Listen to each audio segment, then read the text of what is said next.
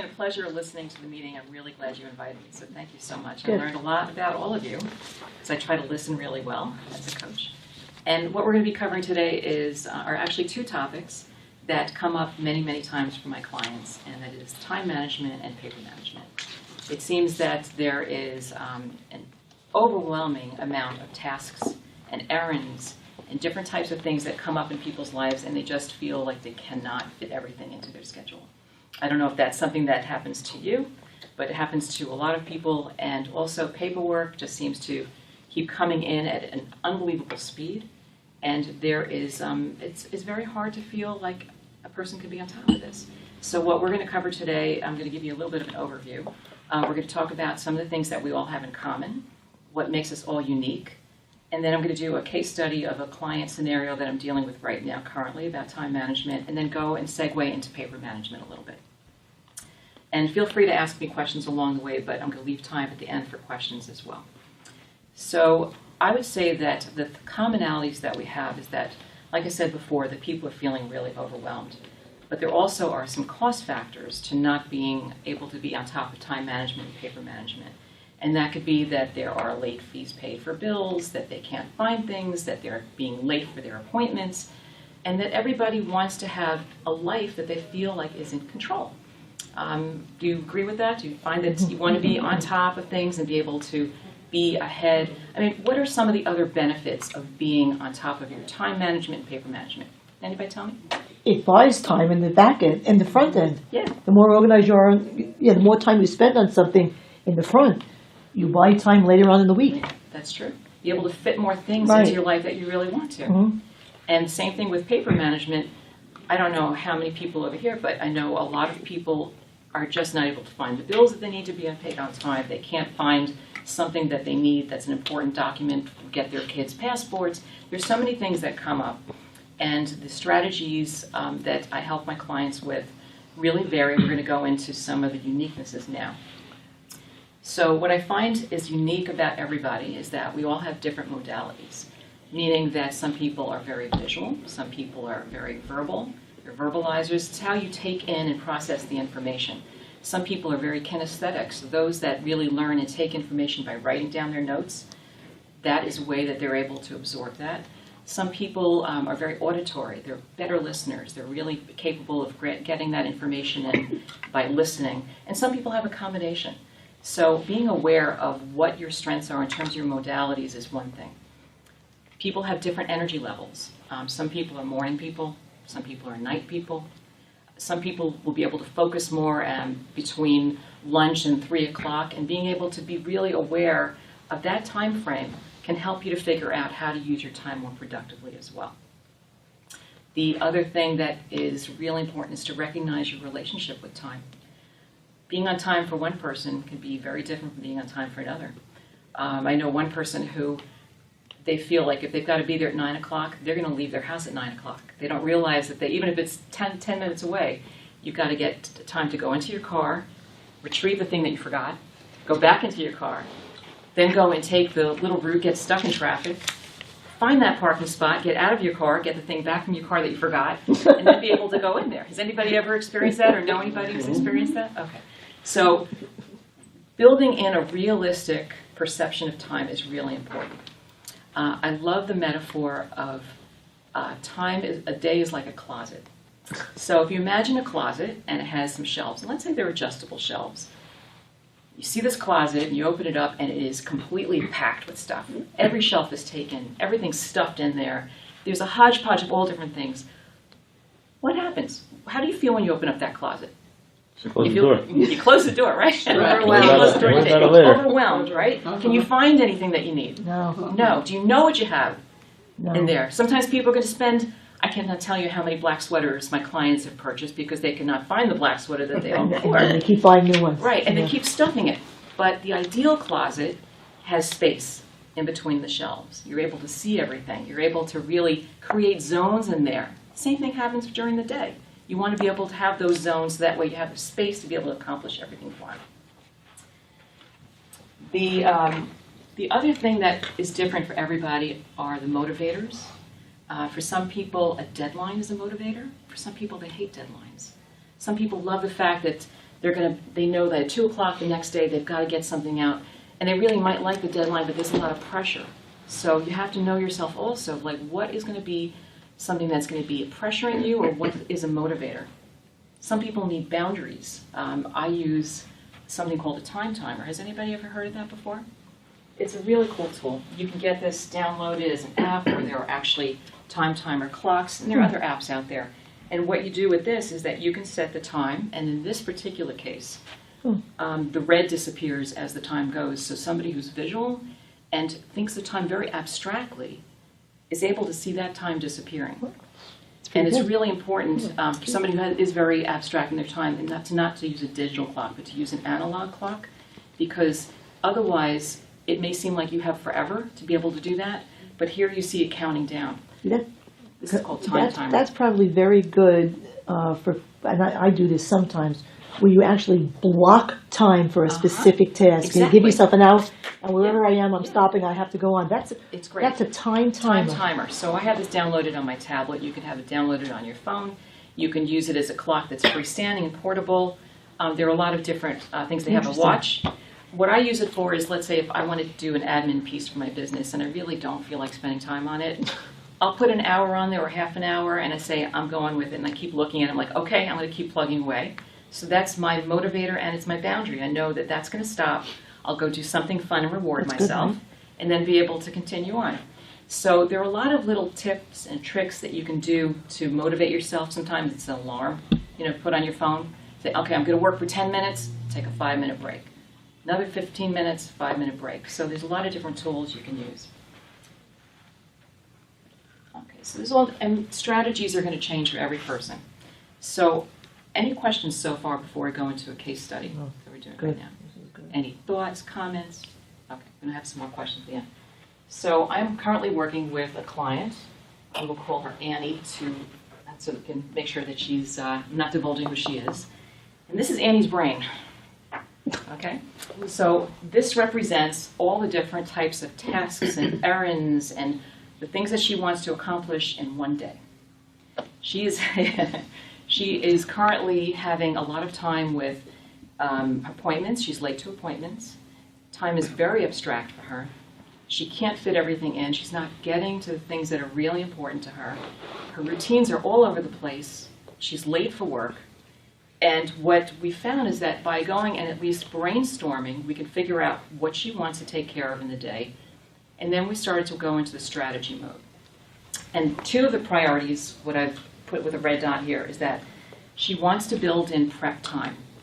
She doesn't have any time in the day to go and prep for the next day. It's so important to take that time to be able to put your work stuff together for the next day, to be able to put the things in the car or by the door so that you have it for when you do your errands the next day, to prep the meals for the next day. That piece was missing in there. The other thing that was missing too was when she was doing her paperwork, it was piling up everywhere. She didn't give herself time for that. So as we look at what I'm going to show you as a strategy, we started to plug in all of these pieces, and now imagine that this is a day in like a life planning, like a day planner, with the hours going from 6 o'clock in the morning, which is the start of her day, and going down to 11 o'clock, which she says is the nighttime for her. And what I did was I just indicated here with little marks, I don't know if you can see this, I can come in closer too, that this was the morning part, afternoon, and the evening, because it's going to make a difference of when she had this better energy levels and so forth. We're going to focus in on that. Believe it or not, all these squares is actually all of these so much put together. So what we did was we brainstormed about what would be her morning routine. And in her case, she has a cat, so she wants to take care of her pet. She wants to do self-care, getting dressed, brushing teeth. She has some biofeedback that she wants to take care of. And she also wants to eat a good breakfast. She works 3 days a week. So we realized that the work component, which was represented in the blue, is going to change. But I want you to keep in mind that when you're thinking about your own schedules, whether you work full-time every day, there are going to be pieces that you want to be as non-negotiables, which are in the orange for her. And there are going to be pieces that are going to be maybe a few times a week, one time a week, that I've indicated here for her in yellow. So when we added up the estimated time for each of those tasks, it turns out that with a little bit of cushion built in, it would take about an hour and a half of her morning routine. So she realized that she can't start getting up at 7 o'clock. She wants to be at work at 8:30, so she starts at 6 o'clock. Then we backtrack with her work. What time do you actually want to be at work? She realized she wanted to be there about 15 minutes early. She's like 15 minutes late all the time. She wants to be able to get in there, I'm talking about after she gets to the parking lot, to get out of her car, get in the building, clock in, get herself a drink, and start feeling like a mensch. I don't know if you know the word mensch. You know, you want to just not rush in all the time. So we backtracked and we saw that that whole thing, that whole piece, would take an hour from start to finish of her leaving her house, traveling, finding that parking spot, and building in that cushion of time. Then this also represents her work time. She works 5 hours in a shift, and at the end there's travel time. So, and I was indicating with the dot here how many hours it would take. So you start to see, where does this fit in, right? Her afternoon routine. She is trying to do little training exercises during the day at different points. She wants to do a little bit of that. She wants to be able to prep for her meals because she's trying to do better self-care. So she wants to dice and chop and do everything for her dinner, her breakfast, and her lunch the next day. So she wants time for that. She wants to put in that piece of that prep for the next day. And she wants to be able to have some creative and downtime. Believe it or not, all that takes 2.5 hours. I mean, it was, I think, a shock to her once she added up all of these pieces to figure out how much time she really was going to use. But by seeing it clearly, then she could start to realize exactly where in her day this can work. So when she's not working, or let's say her shift is later on, she can move this piece around. You know, she can use this as a checklist. She loves checklists. So this way she can just say, okay, and also put the time next to it, how much time. Use a timer. You see, you want to have half an hour for breakfast, then put a half an hour on the clock, so that way you're not going over or you're hyper-focusing, you know. She does not have ADD, but I work with a lot of ADD coaching. And it's not so much they can't focus, that people are hyper-focusing on the things that they truly love and not wanting to focus on the things that they don't like. So a timer is perfect for that. Then the evening routine dealt with exercise again, eating her dinner. She wanted a good block for downtime. She loves to draw and be able to sketch and do her artwork and so forth. And she was missing that piece during the day. And she wanted to do some self-care routine, which I didn't break down here, but we talked about, you know, of getting ready for bed and having lights out by a certain time. So what was happening over here, these represent some different errands and tasks that she'd like to do during the week. Her paperwork and her actions to take care of her to-dos, food shopping, phone calls that she has to her financial consultant, putting up dinner earlier on in a crock pot. Like, we really tried to be as specific as possible how she'd like her week to flow. And we put a time to it, because it's not, you know, like you want to fit that on the shelf in your closet, you've got to be able to account for it.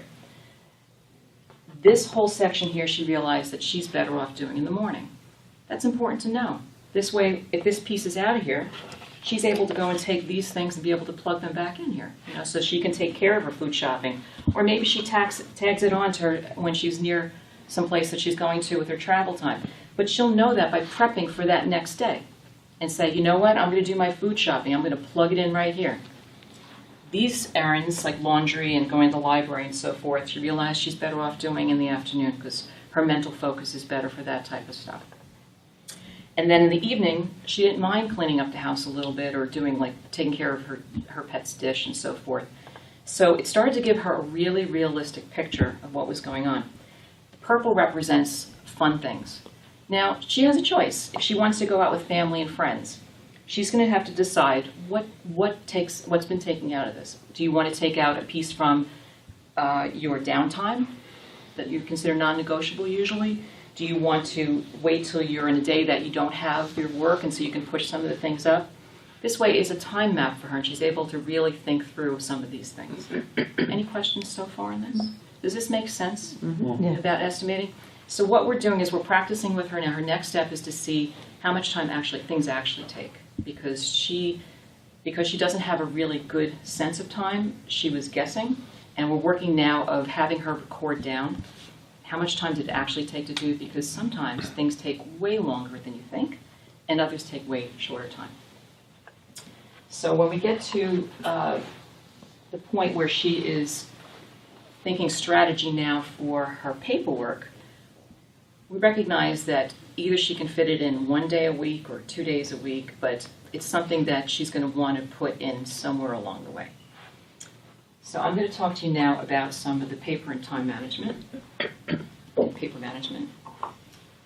And I'm going to give this out to you. You can pass this way. These are for you. And I'm just going to keep one for me. Thank you. Oops. As with any part of organization, I deal with people's space, I deal with the systems, and I deal with the strategies. You have to have all three together in order to work, whether it's a time management piece, paper management, working in a kitchen, a closet, anything like that. All three are really important. So what I'm going to go through right now, through with you right now, is this paper flow management piece that I created. And these are the questions that we're going to start working through, and like I do with other clients, about when paper comes in. So I'm going to explain a little bit.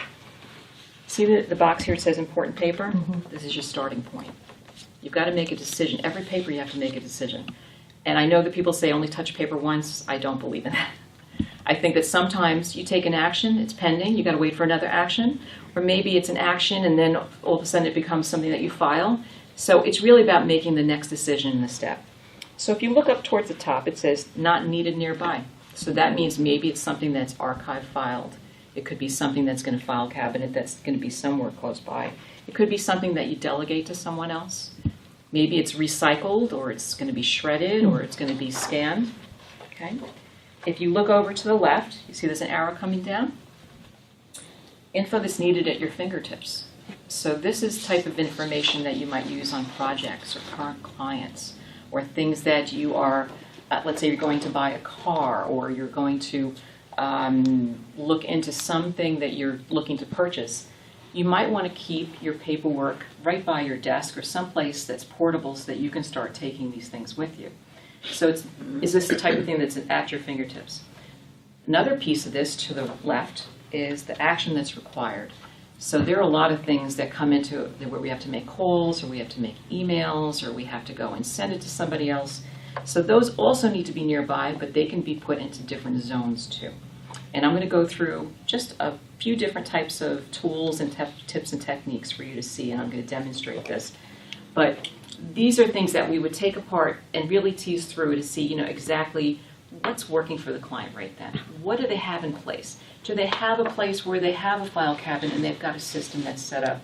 Do they have something that's on top of their desk that they can sort through and see easily? Do they need something on the wall because they're a visual person, they need to see everything tacked up?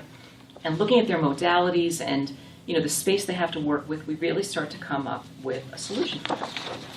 So, can I just interject with a question here? So basically, you're saying, I think what this is saying is that if we block out everything on this page except that box that says incoming paper, it could be anything, junk mail, bills, RSVPs. So any paper that comes in, we're really asking ourselves to categorize it first.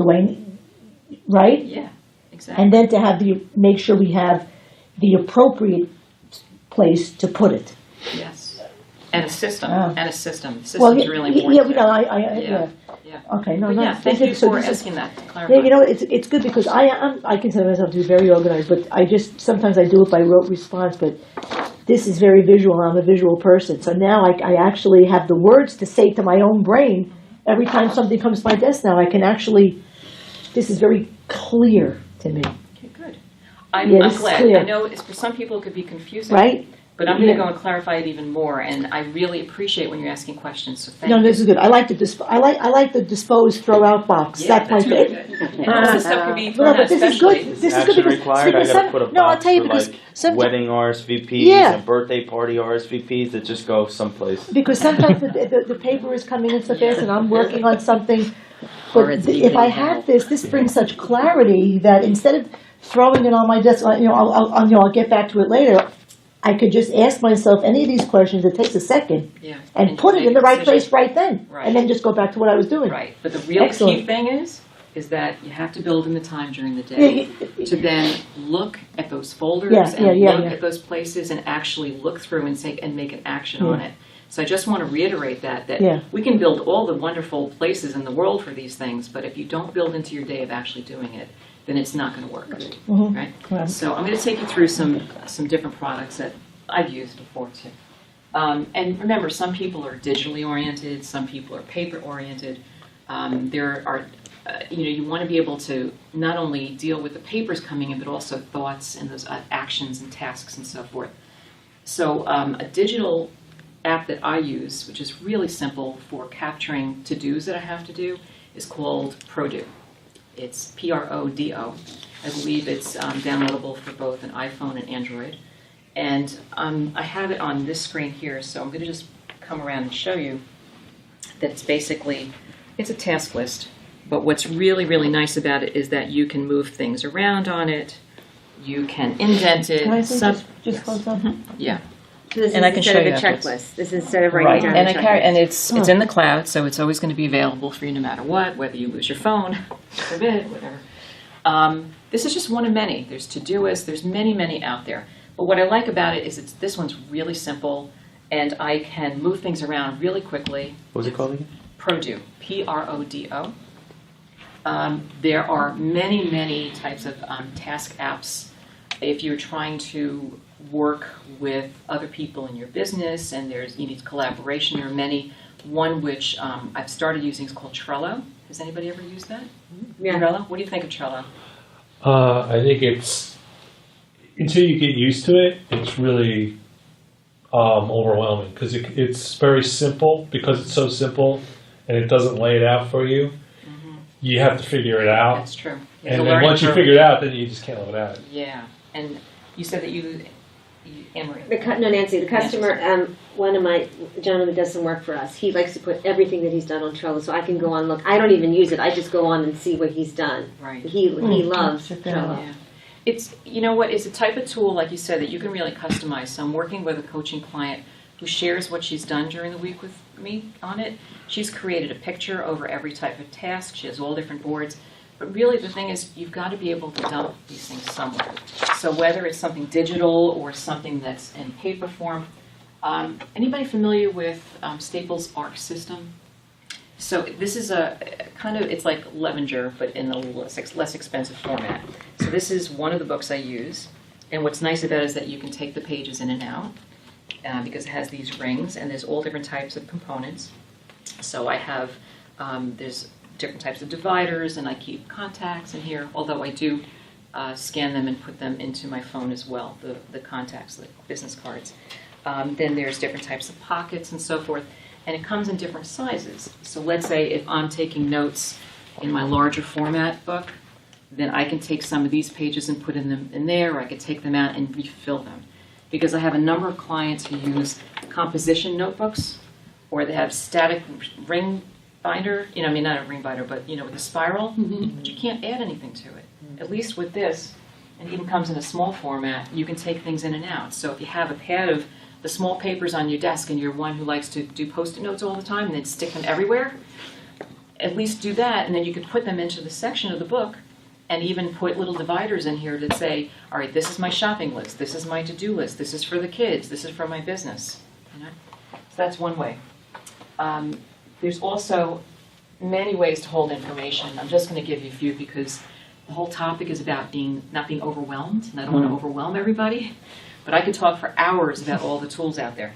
So some people use binders. They'll take a sheet protector for every paper that they have to do action on, and they'll put in here so they can just flip through it. It's also portable, so you could take it with you, and if you're working in the car or if you got to wait for an appointment somewhere, you can do that. And binders come, and then there are pocket folders. So let's say if you have a project and you're working on for networking or for the meetings and you want to carry something with you, you can have everything in one spot, be able to flip through it. So you have to know yourself and your modalities. Are you a visual person? Do you like things tucked away and you'll be able to find it? Some people hate that. So for instance, here is a desktop file. It's in clear. It comes in wood, leather, fabric, all that. So you have to know yourself. Is this something, if you have tabs on top that say call, email, send out, if it's tucked away in a folder, Yeah, any of these boxes. What's that? You could label these folders, some of the. Yeah, exactly. And keep it around the But you desk, have to and throw it know, in. is this something that, if it's tucked in here, is it going to disappear in your life and you're not going to look anymore because people who are visual need to see it. So one thing that I love is, it's made by a few companies. This is from the Container Store, one of my favorite stores to look going. And this is a cascading folder. Wow. That's cool. Isn't that neat? So it can hang on your wall. I like Cool. That's very cool. So this you What's the name of that company? This is the Container Store. They sell a lot of organizing products. You would have a field day in there. I feel like I've got to put my time timer on so I don't I overindulge love there. that. Yeah. So pretty. Speed sells one also, and it doesn't come with these folders. These are folders you could take in and out. So let's say, as a scenario, I am the type of person who really needs to see everything. And I say, okay, this is going to hold all of the things I'm handling with my insurance right now. Oh, I love that. And this is going to be something that has to do with my business that I want to work on. And these are calls that I have to make, but I've got the papers related to it. This is the home for those papers. The tasks go into a to-do list of what you have to do, and you plug the time in to your schedule to be able to work on everything. It just acts as a home for everything. So, and then what's nice about this is that you can then take this to your business meeting, right, and be able to have everything there. Somebody's redecorating a home, and they have different pockets for all the different things, and they come to their designer or their contractor, and they have this. Do you know how organized they're going to look? They'll feel really organized, right? I love that. Okay. And, you know, there's different types of products, so you can really have a field day going to the stores. This one is by Sam Sill. I go to the National Association of Productivity and Organizing Professionals, which I belong to, their conference every year, and they have an expo. And the people who design organizing products bring different things to show us because we use them with our clients a lot. And this was one. This one has the folders like this, but it's also connected with a binder, right? And it also has these little clips that you can use it as a hanging folder, right? And you can label it. I take my trusty labeler out, and then this would just sit inside. Just clip out. So there's so many different types of products out there. And it would sit inside of a file drawer. Another visual tool, let's say if you want to have your actions or a project on your desk, is to use an incline sorter. So this is graded on the side, see like that? And then that way you can see the different labels instead of having them all behind each other and they get lost and they're hidden and then you don't take care of it, right? I have one of those, but looks so old school compared to that accordion thing. And notice also that I have Yeah, right? I have colored folders, so color can be really important for people. When I'm helping them with setting up file systems, sometimes we'll put red for all medical, purple for, let's say, home, blue for insurance and financial, you know, whatever, or green. So for color, it means something. So for some people, color means something, for others, not. Then you have your standard in-out trays. As long as you have a home for something, if you stack this and say, okay, these are the things I need to file, these are the actions for work. If you plug it in with actually making the time every day or once a week or twice a week to go through it, then you're not using your desk as a means of a to-do list. Many scenarios I've seen where people have everything laid out because they're so afraid they're going to forget to be able to do what they do. But if you just make that home according to those zones and just put that time into your calendar to do it, you know where it is. That's really the important thing. I want to just, before I end with any other questions, I just want to say that everybody here is unique. I've heard you all have different businesses. You all have different strengths. You have different challenges. You have different ways that you handle information. Coaching is a really good tool to be able to help with time management and paper management. Most people just want to feel like they're ahead. And I was looking at those questions about what are some of the phrases that people use. When I hear people say, I just want to be on top of things, I want to be a step ahead, I want to feel like I have my life back. This is what good coaching can help with. And if anybody is interested in scheduling a free, complimentary 45-minute call, delve in and see if coaching is right. If I'm right, I'm more than happy to speak to anybody. So does anybody have any questions? and we touched the tip of the iceberg with all this, but. And I would just have two comments. One is that there is nothing greater than that feeling of a cleanse. We all get, again, I really am well organized. But even so, if you're in the middle of a project, if you're in the middle of something and you're focusing on that one thing because you have a deadline or whatever the case is, there is nothing greater than like opening up a closet and everything is neat. You know what I mean? And you see the top of your desk, right? Yeah. It's just such a great feeling. It really is such a good feeling to know that that's done. And the other thing, in terms of the meal prep, this is how I work it. This is a big problem with my clients, obviously. So I make sure they don't do it every day. I make sure they do it once or twice a week. Like pick a Saturday or Sunday, do your chopping, do your dicing, do it all of it. Yeah. Get everything done. Take out whatever you may use, and this way. That's done once or twice a week so that they do have to prepare their grab and go in the morning, especially if they work. Mm-hmm. But at least the vegetables are chopped and they can just start packing instead of preparing. You understand what I'm saying? That's what I do with mine. But those are the only two things. And the last thing is I like what you said when you were using that chart. Mm-hmm. I keep a bullet journal and I'm fastidious about doing that every night. So I'm always asking, I'm always having an agenda for the next day. I'm always talking to myself about everything that needs to be done, and then I asterisk the things that absolutely have to get done. I can't even go home unless it's done. But I like your words, and I'm going to use them from now on for myself. Which of these things are absolutely non-negotiable? I never used that before, but I'm going to start doing that because non-negotiable is way more important, or you're attributing way more importance to it than just saying, I must get this done tomorrow. In my own mind. Right. You're non-negotiable, especially in the law firm, you understand it. Yeah, it's very empowering. No, it is, and so I wrote that down. That's what I'm going to do. Good. That's what I'm going to do, but it was great. It was great. Thank you very, very much. You did a fantastic job today.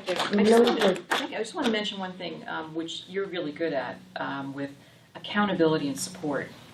Everybody needs some type of support, accountability in their lives, whether it's accountability to themselves or to some partner, a friend. The same thing with support. I'm just going to illustrate really quickly this coaching scenario about a rope bridge. And that on one side you've got this pillar that's dug into the ground that's supporting on one side. And that's all the support that's in your life, whether it's having a therapist, a coach, guidance with a dietitian, anything, friends, a marriage partner, the strategies. Then you've got this journey that you're taking towards your goal. And you need to have the goals set in place in order to be able to have that pillar be dug into the ground so that you've got this way to take care of whatever goal it is. So if it's time management, paper management, weight loss, better feeling better about themselves, recognizing what the support is, taking that journey and then having those goals is really super important. So thank you so much for your time. It was great. It was great.